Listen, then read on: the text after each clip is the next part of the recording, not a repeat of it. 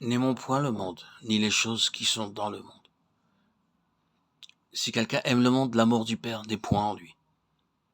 Car tout ce qui est dans le monde, la convoitise de la chair, la convoitise des yeux et l'orgueil de la vie ne vient point du Père, mais vient du monde. Et le monde passe, et sa convoitise aussi. Mais celui qui fait la volonté de Dieu demeure éternellement. 1 Jean 2, 15 à 17. La pensée de Dieu, c'est que nous ne vivions plus pour nous-mêmes, mais pour Christ. C'est pourquoi nous sommes exhortés à nous séparer d'avec ce qui n'est pas en conformité avec la vie de Christ en nous. Sortez du milieu d'eux et séparez-vous, dit le Seigneur. Ne touchez pas à ce qui est impur, et je vous accueillerai. 2 Corinthiens 6, 17. Dans l'ancienne alliance, Dieu avait ordonné au peuple d'Israël de se faire de génération en génération une frange au bord de leurs vêtements et de mettre un cordon bleu sur cette frange, Nombre 15, 38.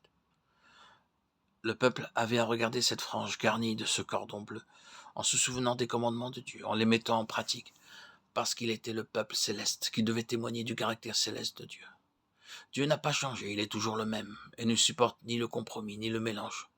Aussi nous exhorte-t-il. Ne vous conformez pas au siècle présent, Romains 12, 2. Nous savons que nous sommes de Dieu et que le monde entier est sous la puissance du malin, 1 Jean 5, 19. Si nous nous conformons au monde, nous serons vaincus, nous ne devons pas ressembler aux gens de ce monde. Cependant, beaucoup de croyants font comme le monde, et cela dans bien des domaines de leur vie.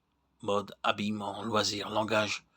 De tels croyants ne peuvent avoir part à l'héritage des saints dans la lumière.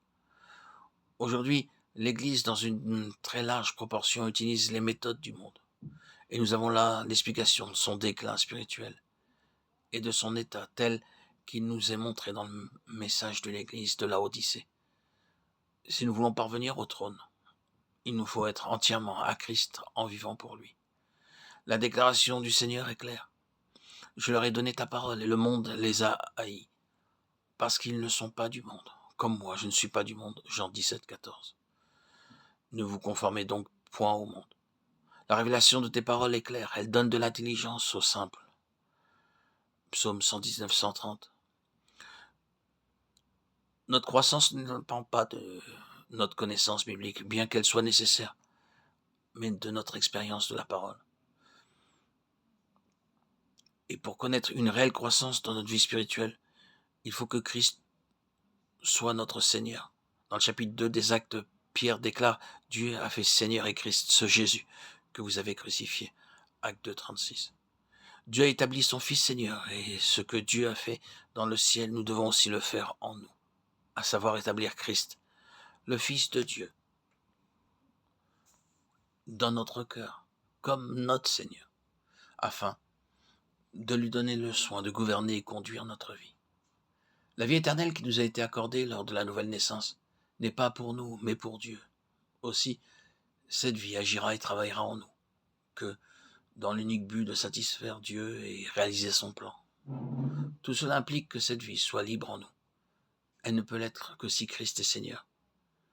C'est la première condition, mais elle est fondamentale.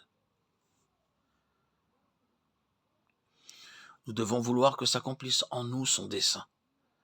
Notre croissance dépend de notre obéissance à mettre en pratique ce que nous entendons. Donc notre vie doit être pratique. Il nous faut aussi lire la parole de Dieu.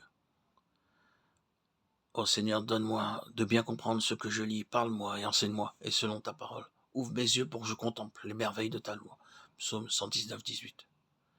Prendre un temps de prière, confesser nos péchés. Rendre témoignage de notre foi au Seigneur Jésus-Christ.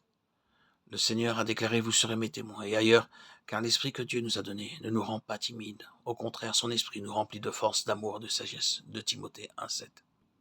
Où que nous soyons, nous devons saisir les occasions pour rendre témoignage de notre foi au Seigneur Jésus-Christ et dans son sacrifice accompli en notre faveur. Rendre témoignage de notre foi produit en nous un élargissement spirituel, de l'assurance, et fortifie notre foi. Nous ne devons pas craindre les moqueries ni les injures. En rendant témoignage, le Seigneur vous libérera de vos complexes. C'est en parlant de lui que votre joie grandira. C'est ainsi que vous expérimenterez une véritable émancipation intérieure.